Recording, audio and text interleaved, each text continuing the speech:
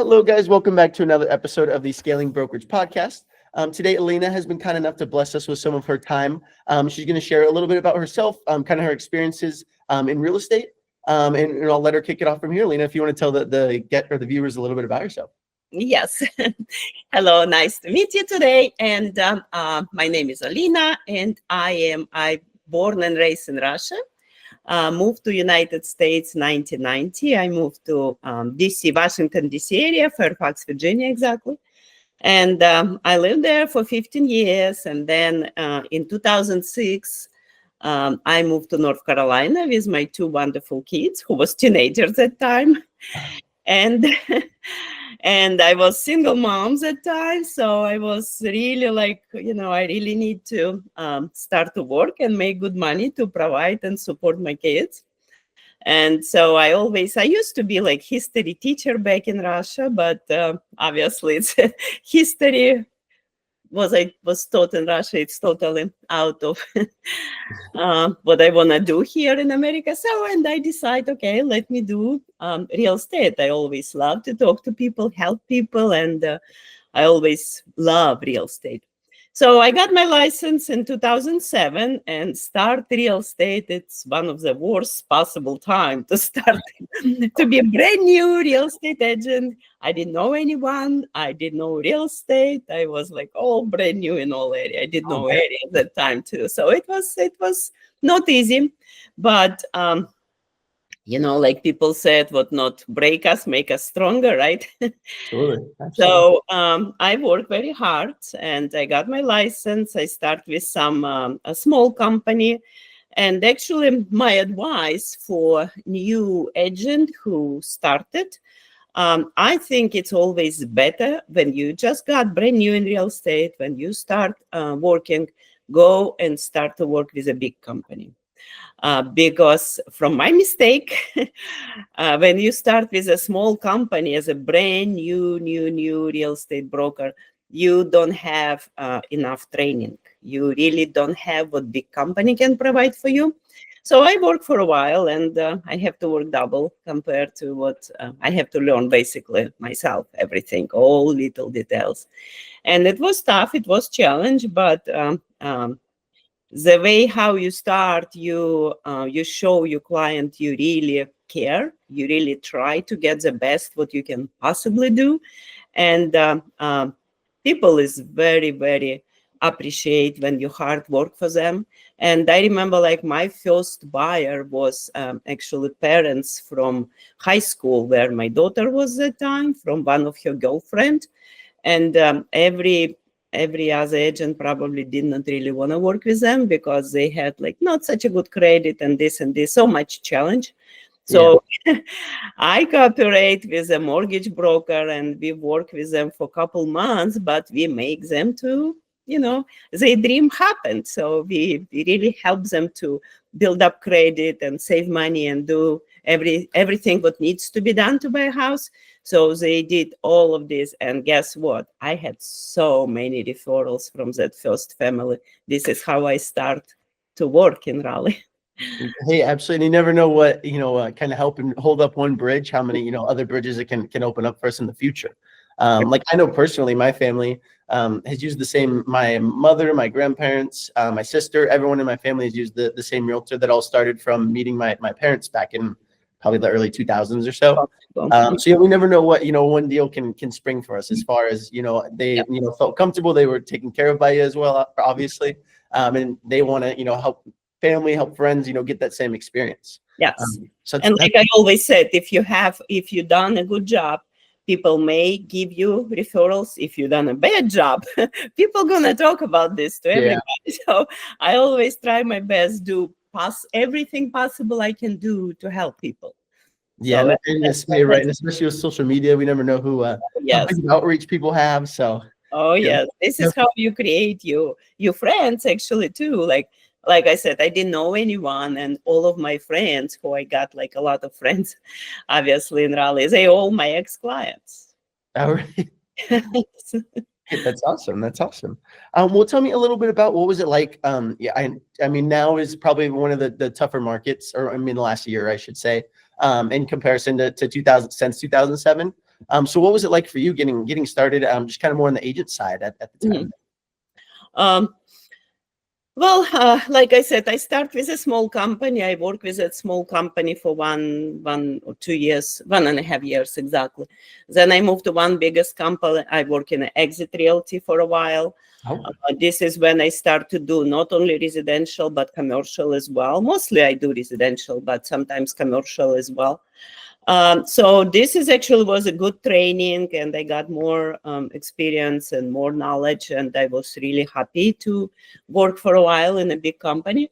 Then, after you work and you already have your clients, you already know what you're doing, you're very confident what you're doing, and you understand business very well. I actually got my mortgage license at time as well, but I didn't work as a mortgage broker. I just got that license to get deeper knowledge of loan and stuff like this, all of this process. So to be able to help client better understand what they need to do to be qualified.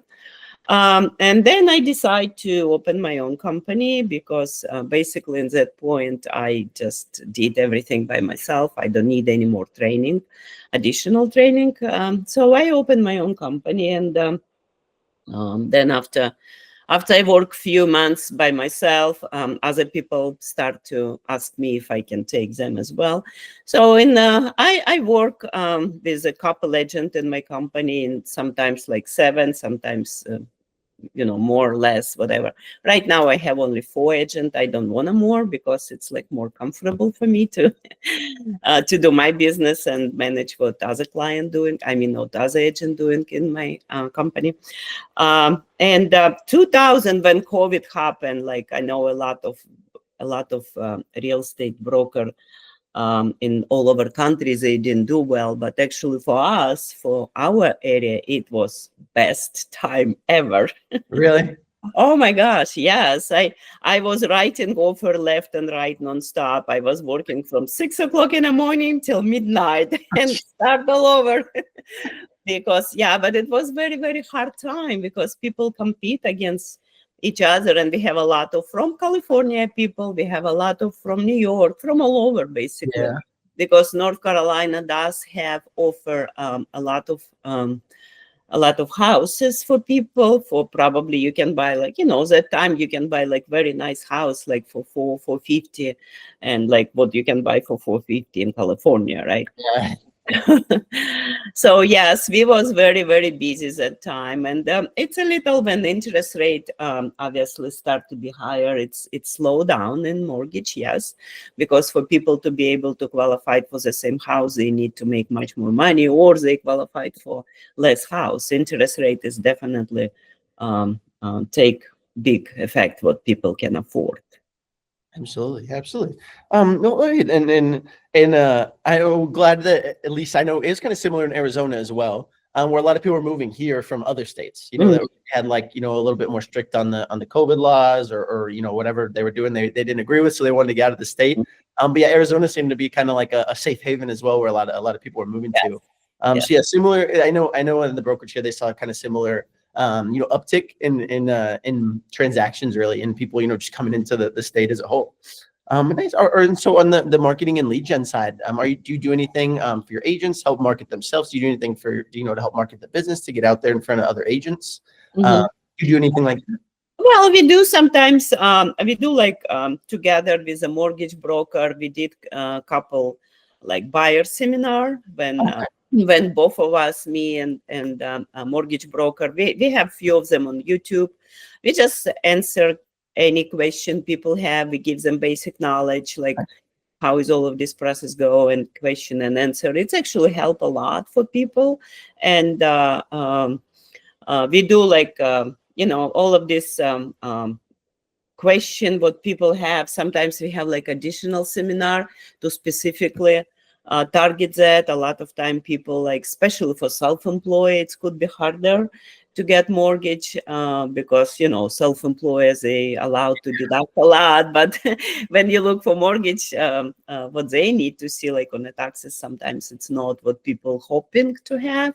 So we sometimes help them to understand, like, how is mortgage work if you self-employed. This is actually big challenge for a lot of people. Obviously, if you W-2, it's so easy. You know, W-2, it's easiest loan. Every mortgage broker likes that. Yeah, right. W-2 people, okay. So easy to get mortgage. Yeah, and especially for young, I have a lot of young buyers too, and sometimes like they make good money, they very well qualified, but I have, like, for example, I have two kids, they both independent, they both already married. And I always look for my young clients the same way I look for my kids. And I told them, don't ever stretch yourself like the highest point what you qualified for, because you don't want to be like house poor, right? Like to have Yeah, and no furniture in the house or no money to travel. So you need to be comfortable with your monthly payment. And absolutely. this is a lot of time we actually talk to people about this too. Absolutely. Yeah. Yeah. You don't want to, if we're making, just in, for example, making $3,000 a month, you don't want to buy a house at $2,700 a month. Oh yeah, you don't want a 1,500 because Yeah. You gotta be able to eat still, gotta be able to get yeah, some water. you want to live life, not just to Yeah, work for house. You want to live. right.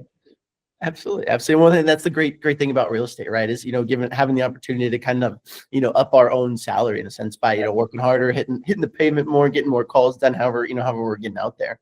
What nice are, and so I know you mentioned, you had a few more agents and kind of about four now. So, do you do anything to attract them to you? Is it just kind of word of mouth from, being in the industry? Yeah, well, we have mostly like I work in real estate like what for 16 years now, and I have a lot of clients and a lot of referrals. So in some point, like I work like just referrals based because it's enough for business. Okay. Great. And what in for as far as clients is on one side, but do you do anything to like attract agents to you, to your business, to bring in more like producers? Do you do anything for that? No, not really, because I got also license in Florida, so I work for 2 states now, and Okay. I don't need additional agent. That's why I let couple agent actually go. I don't want a more agent to manage because I'm actually as a broker in charge. I am responsible for every agent. Yeah. If they experience, it's good too, but I still responsible. So Yeah. I'm gonna put more responsibility on me than I needed. Understand. And what would you say is, let's say over the next 5 years, Mhm. what would be the goal for you, as far as a, broker in charge? Would it be to, keep producing? Would it be to kind of take a step back? Where would you see yourself in 5 years? Well, maybe keep producing, but who knows? I have like my first grandson, and Oh, maybe hey, start congratulations. down a little bit. I don't know, because he's amazing. He's 10 months old, and I love him to death. Oh man. Oh, that is awesome. That's wonderful. Yeah, and they live. My daughter and her husband and grandson. They live in New York, so I'm flying a lot to New York to see my grandbaby too. Oh man. Oh wait. Well, that's at least a fun place to travel to, right? Oh yes, yes. That's awesome. That's awesome. And What about, yeah, oh, and so- visited family, and my son live in Colorado, so like all oh family man. all Yeah. over. Oh man. Yeah. All spread across. Yeah.